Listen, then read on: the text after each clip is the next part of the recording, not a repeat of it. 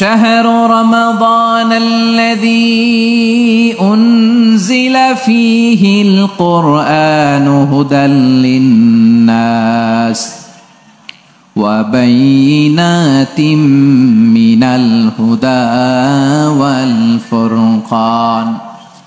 আল্লাহ বলেন রমাদান এমন একটা মাস যে মাসে কোরআন নাজিল করা হয়েছে। আর এই কোরআন হচ্ছে বিশ্ব মানবের জন্য পথ নির্দেশিকা, হেদায়েতের সুস্পষ্ট বর্ণনা এবং সত্য মিথ্যা পৃথক করার আসমানি মানদণ্ড রূপে জামিনে আমাদের জন্য কোরআন নাজিল করেছে কে? আওয়াজ করে বলেন তো, আল্লাহর নাজিল করা এই কোরআনে কোনো ভুল আছে? সবাই বলেন নাই। সবাই বললে এতটুকু আওয়াজ হয় আমি বিশ্বাস করি না। গলা ছেড়ে দিয়ে বলেন, আল্লাহর নাজিল করা এই সর্বশেষ আসমানি কিতাব আল কোরআনে কোনো ভুল আছে? সন্দেহ আছে? সংশয় আছে? বিয়ন্ডলেস, বাউন্ডলেস, বটমলেস এমন কিতাব যেটা পড়ে গবেষণা করে এর তথ্য উপাত্ত ইনফরমেশন লেসন নিয়ে শেষ করা যায় না। সুবহানাল্লাহ। আল্লাহ বলেন এই কোরআনকে আমি রমাদানে নাজিল করেছি, যেটা বিশ্ব মানবের জন্য পথ নির্দেশিকা। এতে আছে হেদায়েতের সুস্পষ্ট বর্ণনা আর সত্য মিথ্যা পার্থক্য করার মানদণ্ড, কোনটা সত্য কোনটা মিথ্যা এটা কোরআন দিয়ে ডিফারেন্সিয়েট করা যায়। কোরআন হচ্ছে Furqan, to differentiate between right and wrong. কোনটা সত্য কোনটা মিথ্যা, কোনটা ভুল কোনটা নির্ভুল, এটা কোরআন দিয়ে যাচাই করা যায়। চিল্লায় বলেন ঠিক কিনা? এজন্য এই কোরআন দিয়ে আমাদের জীবন সাজাতে হবে। কোরআন দিয়ে জীবন না সাজালে জীবন আলোকিত হয় না। কোরআন দিয়ে পরিবার না সাজালে পরিবার আলোকিত হয় না। কোরআন দিয়ে সমাজ না সাজালে সমাজটা শান্তিময় হয় না। শুধু দুর্নীতি দমন কমিশন দিয়ে দুর্নীতি বন্ধ করা যায় না। কোরআনের আইন বাস্তবায়ন করা ছাড়া এই সমাজ থেকে দুর্নীতি বন্ধ করা যাবে না। চিল্লায় বলো ঠিক কিনা? আমার প্রিয় ভাইয়েরা, এই কোরআন নাজিল হয়েছে রমাদান আল মুবারক, এই বরকতময় মাসে। তাই আমাদের উচিত এই মাসে আসন্ন যে রমাদান আল মুবারক, এই রমাদানে কোরআনের সাথে নিজেদের সম্পর্ককে বাড়ানো। আমার প্রিয় চাঁপাইনবাবগঞ্জের ভাইয়েরা, আমরা কি আসন্ন রমাদানে কোরআনের সাথে আমাদের অ্যাটাচমেন্ট সম্পর্ক বাড়াতে চাই? চান সবাই? আপনি কি জানেন কোরআন নিয়ে কোন ফেরেশতা পৃথিবীতে এসেছিল? জানেন? ফেরেশতার নাম কি বলেন তো? জিবরিল আলাইহিস সালাম। একটু খেয়াল করে শুনেন, কান দুটো খরগোশের কানের মতো খাড়া করে আমার দিকে তাকান। সাইয়েদনা জিবরিল কোরআন নিয়ে এসেছেন, ফলে উনি হয়েছেন শ্রেষ্ঠ ফেরেশতা। বিশ্ব নবীর উপর কোরআন নাজিল হয়েছে, তাই তিনি হয়েছেন শ্রেষ্ঠ নবী। রমাদানে কোরআন নাজিল হয়েছে, তাই রমাদান হয়েছে শ্রেষ্ঠ মাস।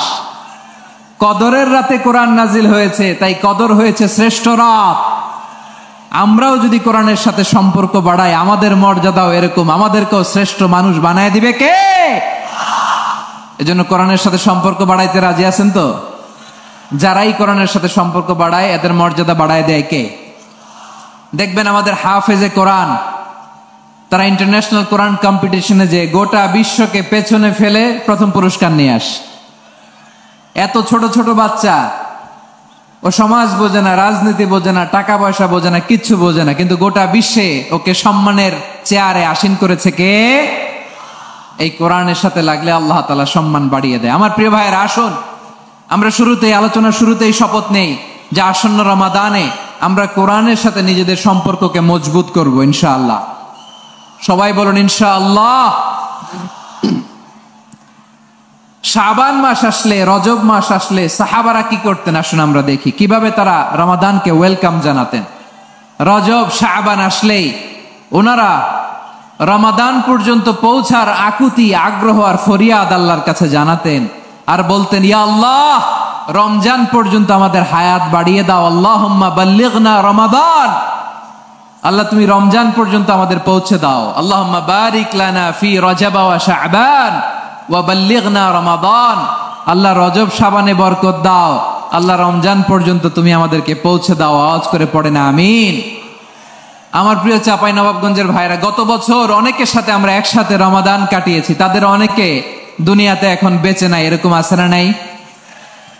এই যে আরো 7 দিন বাকি রমাদান আসতে, এই 7 দিন পর্যন্ত আমরা রমাদান পাবো, কোনো গ্যারান্টি আছে? আচ্ছা, এই বছর যদি খুশনসিব হয় আমাদের, আমরা যদি পাই, আগামী বছরও যে রমাদান আমরা পাবো, কোনো গ্যারান্টি আছে? তাহলে আসুন আমরা ভেবে নেই, হতে পারে this Ramadan could be the last and final Ramadan in our life.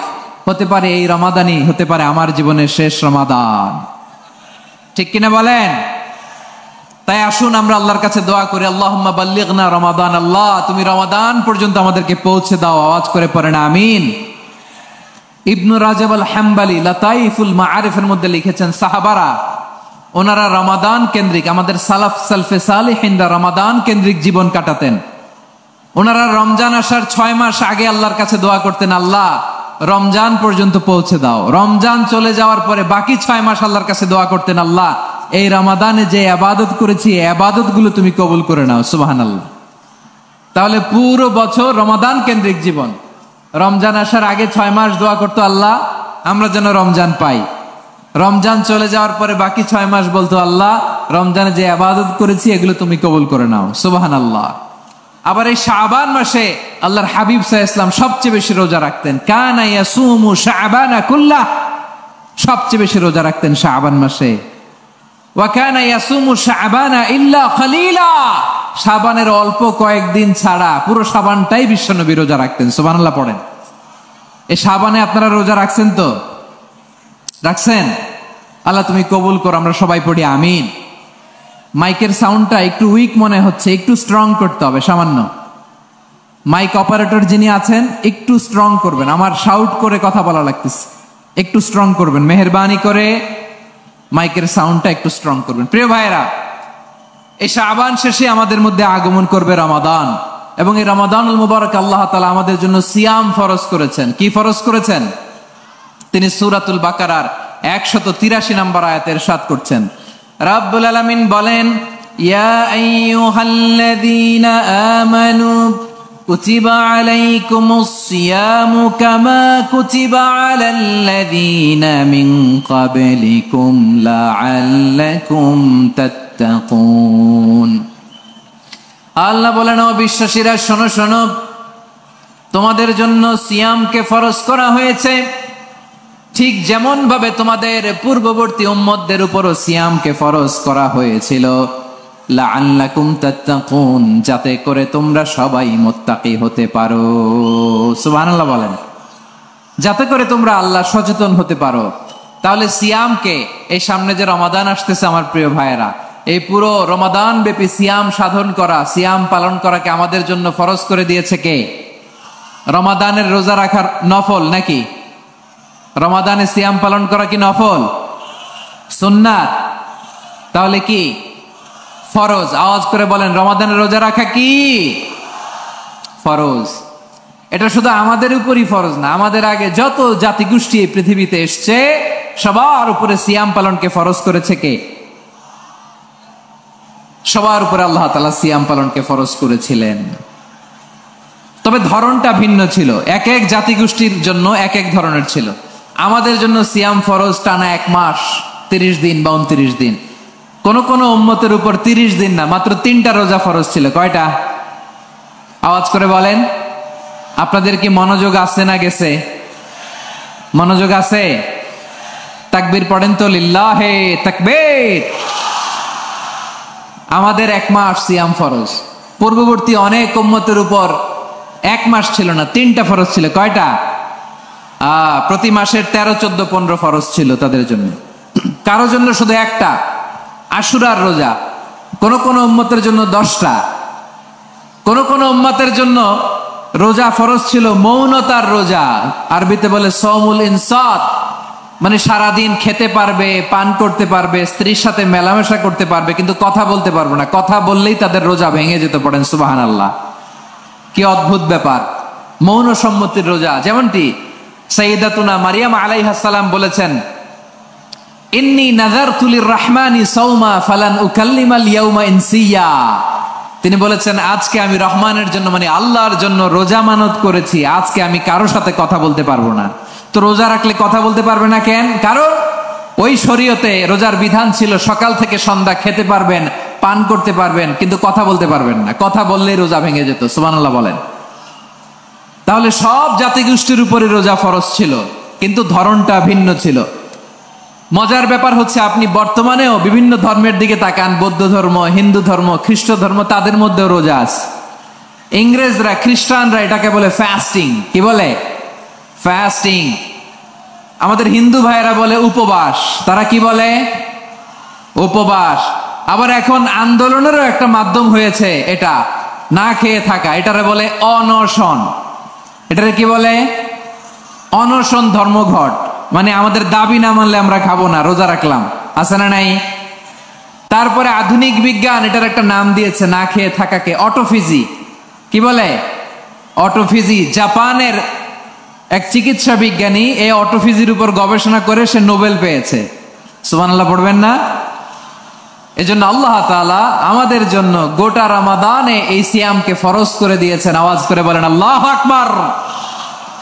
রাব্বুল আলামিন বলেন, ইয়া আইয়ুহাল্লাযীনা আমানু কুতিবা আলাইকুমুস সিয়াম, সিয়ামকে তোমাদের উপরে ফরজ করা হয়েছে, কামা কুতিবা আলাল্লাযীনা মিন ক্বাবলিকুম, যেমনি তোমাদের পূর্ববর্তীদের উপর রোজা ফরজ করা হয়েছিল, লাআল্লাকুম তাত্তাকুন, যাতে করে তোমরা আল্লাহ সচেতন হতে পারো, যাতে করে তোমরা মুত্তাকি হতে পারো। লাআল্লাকুম তাত্তাকুন, যাতে করে আমরা আল্লাহ সচেতন হতে পারি, আল্লাহ কনসিয়াসনেস আমাদের মধ্যে গ্রো করে। এটা হচ্ছে রোজার prime objective, the prime objective of সিয়াম। অনেকে জিজ্ঞেস করলে অনেকে বলে রোজার মূল উদ্দেশ্য হচ্ছে না খেয়ে থাকা। না।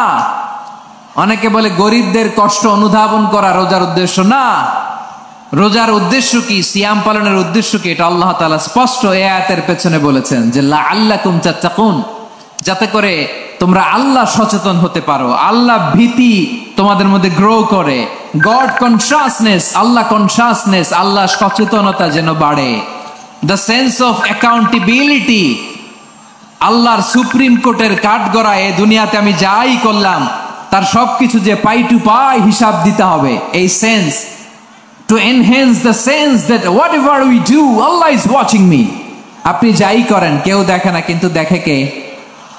শুরুতেই তো জিজ্ঞেস করেছিলাম যে কেউ যেটা দেখে না সেটা দেখেন কে?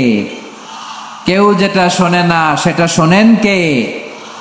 এর নাম হচ্ছে লাআল্লাকুম তাত্তাকুন, যাতে করে তোমরা আল্লাহ সচেতন হতে পারো, আল্লাহ ভীরু হতে পারো। দুনিয়ার কেউ দেখে না, কিন্তু আল্লাহ দেখে। এটাই রোজার মূল শিক্ষা। আমার প্রিয় ভাইরা, আপনি লুকিয়ে লুকিয়ে ঘরের ভেতরে অন্যায় করেছেন, পাপ করেছেন, আপনার বাবা দেখে নাই, মা দেখে নাই, স্ত্রী দেখে নাই, কিন্তু দেখেছে কে? আল্লাহর চোখ ফাঁকি দেয়া যায়? আচ্ছা, বুঝে থাকলে বলেন তো, সিসি ক্যামেরার চোখ ফাঁকি দেয়া যায় কি যায় না? পুলিশের চোখ, র্যাবের চোখ, বিমানবন্দরে কাস্টমস অফিসারের চোখ, কিন্তু আমার আল্লাহর চোখ? সবাই বলেন, আল্লাহর চোখ ফাঁকি দেয়া যায়? এই সেন্সটা নিয়ে আসা নিজের মধ্যে, আমি what ever I do Allah is watching me, যাই করি আল্লাহ দেখে। লাআল্লাকুম তাত্তাকুন। রমাদানের রোজা, ইফতারি, সিয়াম, ইবাদত সব কিছুর মধ্য দিয়ে আপনাকে খেয়াল করতে হবে যে লাআল্লাকুম তাত্তাকুন এই স্ট্যান্ডার্ড এটা অ্যাচিভ হচ্ছে কিনা আমাদের, যাতে করে তোমরা মুত্তাকি হতে পারো, আল্লাহ ভীরু হতে পারো। তাকওয়া, এটা হচ্ছে the essence of Islam. What is তাকওয়া? তাকওয়া মানে কি? তাকওয়ার সংজ্ঞা অনেকে অনেক ভাবে দিয়েছেন। আমি সরাসরি সাহাবাদের কাছ থেকে একটা সংজ্ঞা আপনাদের শোনাচ্ছি। ওমরে ফারুক রাদিয়াল্লাহু তাআলা আনহু উবাই ইবনে কাব রাদিয়াল্লাহু তাআলা আনহুকে জিজ্ঞেস করেছিলেন, ইয়া উবাই মা হুয়া তাকওয়া, হে উবাই তাকওয়া কি? তাকওয়া কাকে বলে? উবাই ইবনে কাব তিনি প্রশ্নের উত্তর না দিয়ে উনিও আবার প্রশ্ন ছুড়লেন। তিনি বললেন, ইয়া আমিরাল মুমিনিন, আমা সালাকতা তরিকান যা শাউক, আপনি কি কাঁটাযুক্ত রাস্তা দিয়ে মরুভূমিতে কখনো হেঁটেছেন? যে রাস্তার চারদিকে ক্যাকটাস, গুলমলতার কাঁটা, হেঁটেছেন? ওমরে ফারুক বললেন, নাম হেঁটেছি। বালা, হেঁটেছি। কাইফা আমিলতা, কিভাবে হেঁটেছেন? ওমরে ফারুক বললেন, শাম্মারতু ওয়াজতাহাতু, আমি আমার জামা, জুব্বা আর চাদর আটো-শাটো করে গায়ের সাথে এমন ভাবে মিলিয়ে রেখেছি, এমন সাবধানে হেঁটেছি যাতে করে মরুভূমির ক্যাকটাসের গুলমলতার কাঁটা আমার গায়ে বিঁধে না যায়। উবাই ইবনে কাব বললেন, ফাযালিকা হুয়া তাকওয়া, আরে তাহলে আপনি তো ঠিকই জানেন তাকওয়া মানে কি, এটাই তো তাকওয়া। ওই রাস্তা দিয়ে যেভাবে হেঁটেছেন পুরো দুনিয়ার জিন্দেগিটা এইভাবে সাবধানে চলার নামই হচ্ছে তাকওয়া। চিল্লায় বলো ঠিক কিনা? এই দুনিয়াতে পাপ পঙ্কিলতা থাকবে, শয়তানির হাতছানি থাকবে, অপরাধ প্রবণতা থাকবে, নফসের খায়েশ থাকবে, অন্যায়ের হাতছানি থাকবে। সব কিছুকে দলে মুচড়ে পেছনে ফেলে সাবধান হয়ে এই দুনিয়ার সিরাতুল মুস্তাকিমের পথে চলতে হবে। যেই রাস্তা শুরু হয়েছে দুনিয়াতে, শেষ হয়ে গিয়েছে আল্লাহর জান্নাতের ভেতরে। চিল্লায় বলেন ঠিক কিনা? আমার প্রিয় চাঁপাইনবাবগঞ্জের ভাইয়েরা, এটার নামই তাকওয়া। উবাই ইবনে কাব বললেন, ও আমিরুল মুমিনিন, ওই কাঁটাযুক্ত গুলমলতার রাস্তার মধ্যে ঠিক যেমনি সাবধান হয়ে আপনি হেঁটেছেন, এই দুনিয়ার বুকে ওই সাবধান হয়ে চলার নাম হলো তাকওয়া। সুবহানাল্লাহ। তাহলে তাকওয়া কারে বলে? আমার চাঁপাইনবাবগঞ্জের কলিজার টুকরা ভাইয়েরা, বুঝতে পারছেন আপনারা? হ্যাঁ, তাকওয়ার শুধু দুইটা নমুনা আপনাদের সামনে পেশ করব, আপনাদের ক্লিয়ার হয়ে যাবে। একটা নমুনা তো দিলাম, আরেকটা নমুনা, সেটাও ওমরে ফারুক রাদিয়াল্লাহু তাআলা আনহুর জীবনী থেকে। উনি ছিলেন ন্যায়পরায়ণ শাসক। রাত্রিবেলা প্রজাদের কি হাল হাকিকত, কি অবস্থা, ঘুরে ঘুরে প্যাট্রোলিং করতেন পুলিশের মতো।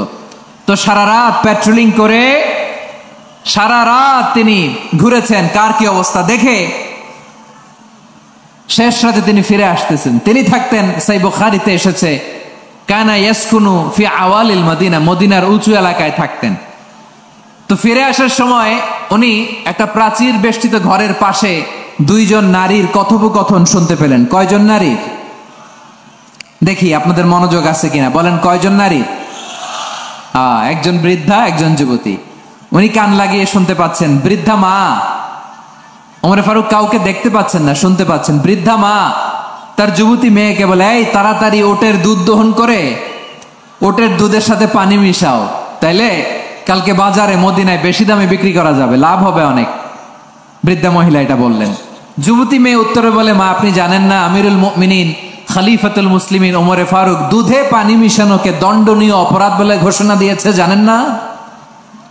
এবার বৃদ্ধা মহিলা বলে, আরে পাগলি, এই ভোর রাতে আমিরুল মুমিনিন ওমরে ফারুক আসবে কোত্থেকে? উনি আসবে কোত্থেকে? ওনার পাইক পেয়াদা সিকিউরিটি আসবে কোত্থেকে? কেউ দেখবে না। আরে কেউ দেখবে না, তাড়াতাড়ি দুধের সাথে পানি মেশাও। এই কথা যখন মা বলেছে, যুবতী মেয়েটা চমৎকার একটা উত্তর দিয়েছে। তিনি বলেছিলেন, ইয়া উম্মি, ও আমার মা, লাউলা রাআ উমর লা রাআ রব্বু উমর। ও আমার প্রিয়তমা মা, আপনি ঠিকই বলেছেন, গভীর রাতে ওটের দুধে পানি মিশালে ওমর দেখবে না, কিন্তু মা খেয়াল রাখবেন, ওমর যদি নাও দেখে, ওমরের রব কিন্তু দেখে। চিল্লায় বলেন ঠিক কিনা? দিস ইজ কল্ড তাকওয়া। লাউলা রাআ উমরু লা রাআ রব্বু উমর। ওমর দেখে না, কিন্তু ওমরের রব দেখে। চিল্লায় বলেন ঠিক কিনা? এজন্য রব্বুল আলামিন বলেন, লা তুদরিকুহুল আবসার ওয়া হুয়া ইউদরিকুল আবসার ওয়া হুয়াল লাতীফুল খাবীর। তিনি এমন সত্তা, দুনিয়ার কোন চোখ তাকে দেখে না, কিন্তু দুনিয়ার সবগুলো চোখকে, সব মানুষের অ্যাক্টিভিটিসকে আরশের উপর থেকে সব কিছু মুহূর্তে মুহূর্তে দেখতে পান কে? তাহলে তাকওয়া কারে বলে বুঝতে পারছেন? দুনিয়াতে সাবধানে চলার নাম তাকওয়া। কেউ দেখে না, কিন্তু আল্লাহ দেখে। এই সেন্স, এই জবাবদিহিতার ভয়, দ্য সেন্স অফ অ্যাকাউন্টেবিলিটি, এই সেন্স নিজের মধ্যে গ্রো করার নাম হচ্ছে তাকওয়া। আর এই সিয়াম পালন করার প্রাইম অবজেক্টিভ অফ সিয়াম হচ্ছে লাআল্লাকুম তাত্তাকুন। আওয়াজ করে বলেন, লাআল্লাকুম তাত্তাকুন। আমার প্রিয় ভাইয়েরা, এই আসন্ন রমাদান, এটা এমন এক বরকতের মাস, যে মাসে আমরা নিজেদের নাফসের উপর নিয়ন্ত্রণ প্রতিষ্ঠা করি। সারা বছর নাফস আমাদেরকে নিয়ন্ত্রণ করে, আর রমাদানে আমরা নাফসকে নিয়ন্ত্রণ করি। কথা বুঝতেছেন? সারা বছর নাফস আমাদেরকে নিয়ন্ত্রণ করে। এই যে এখন আমার খেতে মনে চাইলে যে খেজুর রাখা, আমি খেজুর খেতে পারবো। নাটস আছে, বাদাম খাইতে পারি। খাইতে মন চাইলে পানি, আমার রুহুটা চায়, আমার নাফসটা খেতে চায়, আমি খেতে পারি, পান করতে পারি। বিবাহিতরা দিনের বেলায় স্ত্রীর সাথে মেলামেশা করতে চাইলে করতে পারে, কিন্তু রমাদানে দিনের বেলা খেতে মনে চায়, কিন্তু আমরা খাই। আমার প্রবৃত্তি খেতে চায়, কিন্তু প্রবৃত্তির কথা আমরা শুনি, কথা কয় না। রমজানে খেতে মন চাইলে আমরা খাই, তৃষ্ণায় গলা ফেটে যায়, গলার ছাতি ফেটে যায়, কিন্তু এক ঢোক পানিকে আমরা গিলি। বিবাহিতরা দিনের বেলা স্ত্রীর সাথে কি মেলামেশায় যায়? না, তার মানে সারা বছর নফস আমাদেরকে নিয়ন্ত্রণ করে, আর রমাদানে এই নফসের উপর আমরা নিয়ন্ত্রণ প্রতিষ্ঠা করি। নফসের লাগাম আমরা রমাদানে টেনে ধরে, চিল্লায় বলেন ঠিক কি না? এজন্য আমার প্রিয় ভাইয়েরা, নফসের উপর নিয়ন্ত্রণ নিতে চাইলে রমাদানের রোজার কোনো বিকল্প নাই। এটা এমন মাস যে মাসের ফজিলতেরও কোনো শেষ নাই। এই মাসকে বলা হয় দ্য মান্থ অফ হোপ। এটা আশা জাগানিয়া মাস। রমজানের কথা শুনলে আশা জাগে না হৃদয়ে? হ্যাঁ, ইদা জাআ রমাদান ফুতিহাত আবওয়াবুস সামা ওয়া গুল্লিকাত আবওয়াবু জাহান্নাম ওয়া সুফিদাতিশ শায়াতিন।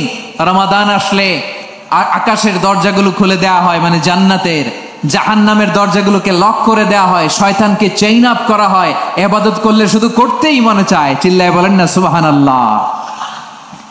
রমজানে ইবাদতে যেই মজা পাওয়া যায়, সারা বছর অন্য কোনো মাসে এই মজা আপনি পান? আমার চাঁপাইনবাবগঞ্জের ভাইরা আওয়াজ করে বলেন না, রমজানে ইবাদতে যেই মজা অন্য মাসে এটা পান? কারণ রমজানে ইবাদত করলে সওয়াবও বেশি, ইবাদতের একটা পরিবেশ থাকে, ঠিক কিনা বলেন? অন্য মাসে ইবাদত করলে এর সওয়াব পাওয়া যায় গাণিতিক হারে, রমজানে ইবাদত করলে সওয়াব বাড়তে থাকে জ্যামিতিক হারে। সুবহানাল্লাহ কইবেন না? অন্য মাসে সওয়াব বাড়ে গাণিতিক হারে, রমাদানে ইবাদত করলে সওয়াব বাড়ে কিভাবে জ্যামিতিক হারে বাড়ে দেখেন। রমাদানে একটা নফল করলে ফরজের সমান সওয়াব, একটা ফরজ করলে 70 থেকে 700 গুণ সওয়াব। রমজানে উমরা করলে হজের সমান সওয়াব। সুবহানাল্লাহ নাই? দ্য মান্থ অফ হোপ, আশা জাগানিয়া মাস। এই মাস আমাদেরকে হোপফুল করে, আশাবাদী করে। রমাদান যেমনি দ্য মান্থ অফ হোপ, আশা জাগানিয়া মাস, এট দ্য সেম টাইম এই রমাদান হচ্ছে মান্থ অফ ওয়ার্নিং, একটা ওয়ার্নিং এর মাস। নবী যেমনি আশা জাগাইছে, আবার ওয়ার্নিং দিয়েও গেছে, খবরদার। ওয়ার্নিংটা কেমন? আল্লাহর হাবিব সাল্লাল্লাহু আলাইহি ওয়াসাল্লাম মসজিদে নববীর ভেতরে হঠাৎ তিনি মসজিদে নববীর মিম্বারে পা রেখে বললেন আমিন। দ্বিতীয় ধাপে পা রেখে বললেন আমিন, তৃতীয় ধাপে পা রেখে বললেন আমিন। সাহাবারা অবাক হয়ে বললেন, ইয়া রাসূলুল্লাহ, ইয়া হাবিবাল্লাহ, 3 বার শুধু আমিন আমিন পড়লেন, কেন পড়লেন আমরা কিছু জানি না, আমাদেরকে জানিয়ে দেন কেন আপনি 3 বার আমিন বললেন। রাহমাতাল লিল আলামিন আল্লাহর হাবিব বললেন, ও আমার প্রাণের সাহাবীরা, আমি যখন মসজিদে নববীর মিম্বারের প্রথম ধাপে পা রেখেছি, সাইয়েদনা জিবরিল এসে আমাকে বলেছে, ও নবী, আপনার নাম শুনে যে ব্যক্তি আপনার উপর দুরূদ পড়ে না তার ধ্বংস। আপনি বলেন আমি বলেছি আমিন। দ্বিতীয় ধাপে পা রাখার পর সাইয়েদনা জিবরিল বললেন, ইয়া রাসূলুল্লাহ, মাতা পিতাকে বার্ধক্য অবস্থায় পেয়ে তাদের সেবা করে, তাদের সাথে সদাচরণ করে যে সন্তান জান্নাত কামাতে পারলো না, তার জন্য ধ্বংস। আপনি বলেন আমিন। আমি বলেছি আমিন। আবার মিম্বারের তৃতীয় ধাপে ঠিক যখনই আমি পা রাখলাম, সাইয়েদনা জিবরাইল বললেন, নবী, রমজান মাস পাওয়ার পরে এই মাসে ইবাদত করে যে ব্যক্তি নিজের গুনাহ মাফ করাতে পারলো না, তার জন্য ধ্বংস। আপনি আওয়াজ করে পড়েন আমিন। কত বড় ধমক, কত বড় ওয়ার্নিং দেখছেন। যে রমাদান পেয়েছে, কিন্তু রমাদানের ইবাদত করার মধ্য দিয়ে সে নিজেকে জাহান্নাম থেকে মুক্ত বানাতে পারলো না, তার উপর আল্লাহ লানত, তার জন্য ধ্বংস। সাইয়েদনা জিবরাইল বলেছেন আমিন, স্বয়ং বিশ্বনবীও বলেছেন আমিন। আওয়াজ করে পড়েন নাউযুবিল্লাহ। তাহলে রমজান আসবে আর আমরা নিজেদেরকে জাহান্নামীদের লিস্ট থেকে নাম কাটিয়ে জান্নাতীদের লিস্টে উঠাতে পারবো না। এর চেয়ে বড় হতভাগা কি আর কেউ থাকতে পারে? আওয়াজ করে বলেন। তাহলে রমাদানের এই রহমত, বরকত, মাগফিরাত, ফজিলত আমাদের কামাই করার দরকার আছে না নাই? আর মাত্র 7 দিন বাকি। আর মাত্র কয় দিন? এগুলো নিয়ে আমাদের কোনো আগ্রহ নাই। তোমাকেই খুঁজছে বাংলাদেশ, ক্লোজ আপ 1, আর মাত্র 7 দিন বাকি। টেলিভিশনে বিজ্ঞাপন আছে না নাই? রেফেল ড্র হবে লটারির, আর মাত্র 5 দিন, আছে না নাই? কিন্তু এমন এক বরকতময় মাস আসতেছে, আর মাত্র 7 দিন বাকি। আমাদের কোনো সেন্সই নাই, আমাদের মধ্যে কোনো অনুভূতি কাজ করে না। হায় রে দুর্ভাগা মুসলমান। আমার প্রিয় ভাইয়েরা, আপনি পৃথিবীতে যত ইবাদত করেন, সব ইবাদতের সওয়াব নির্ধারিত। এটা পাবেন বা ওইটা পাবেন, এই সওয়াব জান্নাতে, এই বাড়ি ওই বাড়ি। শুধু সিয়ামের সওয়াবটা অনির্ধারিত। কুল্লু আমাল ইবনে আদম ইউদাফ আল হাসানাতু আশরু আমসালিহা ইলা 700 দি'ফিন ইল্লা সাওম। সব নেক আমলের সওয়াব বাড়তে বাড়তে 700 গুণ, কিন্তু রোজা ছাড়া, রোজার সওয়াব কি হবে? বান্দা খালি রোজা রাখে, ফেরেশতারা কিছু লিখতে পারে না আমল নামায়, কারণ আল্লাহ বলে এটা কিছু লিখিস না, কারণ as-সাওমুলি, এই রোজা রাখছে আমার জন্য, ওয়া আনা আজজি বিহি, এই রোজার সওয়াব, প্রতিদান, অ্যাওয়ার্ড, এটা কিয়ামতের দিন আমি আল্লাহ নিজ হাতে দেব, নিজ হাতে দেব। আরেক বর্ণনায় এসেছে ওয়া আনা উজজাবি, আমি আল্লাহ নিজেই হয়ে যাব রোজার প্রতিদান। সুবহানাল্লাহ পড়েন। আবার আল্লাহর হাবিব বলেন ইন্না ফিল জান্নাতি সামানিয়াতু আবওয়াব, জান্নাতের দরজা মোট 8টা, ফিহা বাবুন ইউসাম্মা আর-রায়্যান, 8টা দরজার মধ্যে স্পেশাল একটা দরজা আছে, ওই দরজাটার নাম হলো আর-রায়্যান। রায়্যান দরজা, লা ইয়াদখুলুহু ইল্লা সাইমুন, রোজাদাররা ছাড়া কেউ ওই রায়্যান দরজা দিয়ে জান্নাতে ঢুকতে পারবে না, শুধু রোজাদারদের জন্য ওই দরজাটা খোলা থাকবে। দরজাটার নাম আর-রায়্যান। এই লাখো জনতা আওয়াজ করলে এই আওয়াজ হয়, বলেন রোজাদারদের জন্য জান্নাতে স্পেশাল যে লাল গালিচার সংবর্ধনা এন্ড স্পেশাল এন্ট্রি, ওই দরজাটার নাম কি? আর-রায়্যান শব্দটা কেমন লাগে? ভালো লাগে। অনাগত সন্তান যদি কারো আসে, ছেলে সন্তান, নাম রেখে দিয়েন আর-রায়্যান। পারবেন? আমাকে সবাই ধরে রাস্তা ঘাটে, বাসায়, অফিসে, আদালতে, এয়ারপোর্টে ধরলে, হুজুর আমার একটা ছেলে হবে 2 মাস পর, একটা নাম দেন। চাঁপাইনবাবগঞ্জবাসীর জন্য আমি একটা নাম দিয়ে গেলাম। সামনের 2-3 মাসে, 4 মাসে, 6 মাসে যাদের ছেলে সন্তান হতে পারে বলে মনে করেন, যদি পছন্দ হয় নামটা, নাম রেখে দিয়েন রায়্যান। কি নাম? লা ইয়াদখুলুহু ইল্লা সাইমুন, রোজাদাররা ছাড়া কেউ ঢুকতে পারবে না।